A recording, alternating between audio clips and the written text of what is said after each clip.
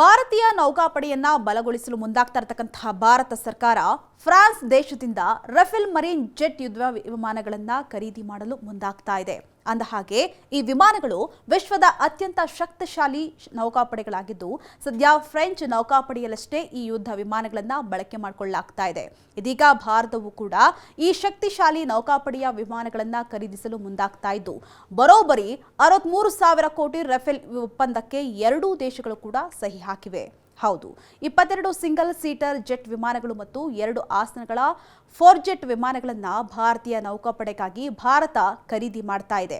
ಈ ರಕ್ಷಣಾ ವಿಮಾನ ಖರೀದಿಗೆ ವಾರಗಳ ಹಿಂದೆಯೇ ಪ್ರಧಾನಿ ಮೋದಿ ನೇತೃತ್ವದ ಭದ್ರತೆಗೆ ಸಂಬಂಧಪಟ್ಟಂತಹ ಸಂಪುಟ ಸಮಿತಿ ಅನುಮೋದನೆಯನ್ನ ನೀಡಿತ್ತು.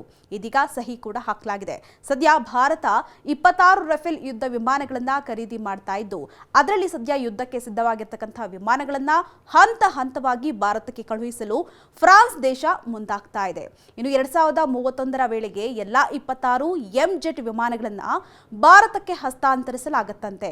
ಇನ್ನು ಈ ಹೊಸ ಯುದ್ಧ ವಿಮಾನಗಳನ್ನು ಬಳಕೆ ಮಾಡಲು ಬೇಕಾದಂತಹ ತಯಾರಿಗಳನ್ನ ಭಾರತ ಮಾಡ್ತಾ ಇದ್ದು ಸದ್ಯ ನೌಕಾಪಡೆ ಸಿಬ್ಬಂದಿಗೆ ಹಾರಾಟ ತರಬೇತಿ ಹಾಗೆ ಸಾಗಾಣೆ ಆಗಿರಬಹುದು, ಹಾಗೆ ವರ್ಷದವರೆಗೆ ನಿರ್ವಹಣೆ ಆಗಿರಬಹುದು, ಹಾಗೆ ತಂತ್ರಾಂಶಗಳ ಕುರಿತಾದಂತಹ ಅಂಶಗಳು ಒಪ್ಪಂದದಲ್ಲಿ ಸೇರಿದ್ದು ತರಬೇತಿಯನ್ನು ಸದ್ಯ ಫ್ರಾನ್ಸ್ ದೇಶವೇ ಮಾಡಲಿದೆಯಂತೆ. ಇನ್ನು ಈ ಹಿಂದೆ 36 ರಫೇಲ್ ಯುದ್ಧ ವಿಮಾನಗಳನ್ನು ಭಾರತ ಖರೀದಿ ಮಾಡಿತ್ತು. ಇದೀಗ ಅದರ ಸಾಲಿಗೆ ಹೊಸದಾಗಿ 26 ಹೊಸ ಯುದ್ಧ ವಿಮಾನಗಳು ಕೂಡ ಸೇರ್ಕೊಂಡಿವೆ.